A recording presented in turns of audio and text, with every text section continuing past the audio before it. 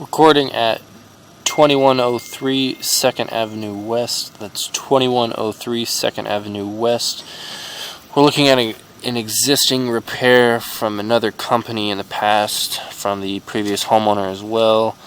It looks like the pipe has been lined past here, but the problem spot we're focusing on is the root intrusion that we see here. This has just been jetted by our company, Bob Oates, this afternoon, same day. You can still see that some of those roots are hanging on pretty tough. Anytime you cut the roots, they will come back stronger. And looking out to my right here from this cleanout access in the front yard, there is a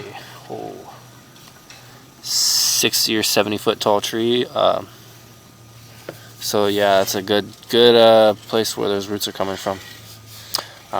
This location is approximately 7 feet deep. I've located it obviously just a little to the right of this clean out. I'm going to end the video here after you see the clean out access from the ground.